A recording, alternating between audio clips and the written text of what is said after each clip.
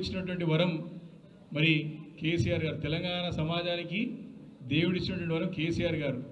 మరి కేసీఆర్ గారు రాబోయే తరాల వరకు ఇచ్చినటువంటి వరం ఎవరంటే కేటీఆర్ గారు, హరీష్ రావు గారు. వీళ్ళిద్దరు బుల్లెట్లని అసెంబ్లీలో చూస్తూ ఉంటే మేము చూస్తూ ఉంటాం కదా, ముఖ్యమంత్రి గారు తడబడిపోతూ ఉంటారు, గదగలు ఉలికిపోతారు. వీళ్ళు ఎప్పుడు మాట్లాడతారా, ఏం చెప్తారా అని చెప్పేసి వాళ్ళ అధికార యంత్రాంగం మంత్రులందరూ కూడా ఎప్పుడు కూడా అలర్ట్గానే ఉంటారు.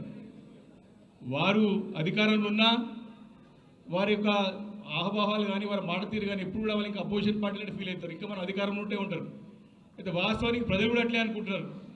మేము ప్రజల్లోకి వెళ్తా ఉంటే అధికారం ఉన్నప్పుడు ఏ రకంగా అయితే ప్రజలు స్వాగతం పలుకుతున్నారో ఈ సంవత్సరం ఈ 6 నెలల నుంచి ఎక్కువైపోయింది. అది అధికారులు కానీ ప్రజల నుంచి కానీ స్పష్టంగా చాలా క్లారిటీగా క్లియర్గా ఉన్నది.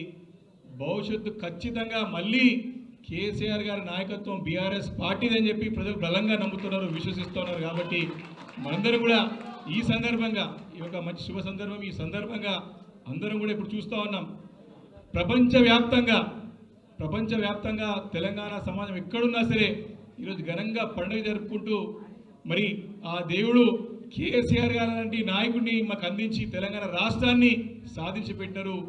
కేసీఆర్ అంటేనే తెలంగాణ, తెలంగాణ అంటేనే కేసీఆర్. నిజమైన పండుగ ఈరోజు.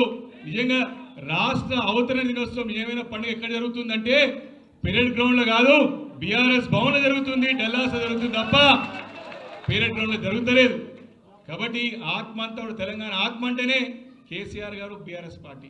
కాబట్టి వారి నాయకత్వంలో మనందరం పనిచేస్తున్నందుకు మనంతే అదృష్టవంతులం. మనం ఖచ్చితంగా వారి నాయకత్వంలో డెఫినెట్గా మళ్ళీ పురోగతి సాధిస్తాం, మళ్ళీ మనం అధికారంలోకి వస్తాం, మళ్ళీ దేశాన్ని కూడా ఆదర్శవంతమైన రాష్ట్రంగా మళ్ళీ నిలబెడతాం అని చెప్పి మనవి చేసుకుంటూ మరి చివరిగా హరీష్ అన్న మాట్లాడేటప్పుడు మరి సరిపోతాయి కాబట్టి వారిని మాట్లాడితే దయచేసి అందరి తర్వాత మీటింగ్ తర్వాత భోజనాలనే కాబట్టి అందరు భోజనం చేసేందుకు కోరుతున్నాను. Thank you.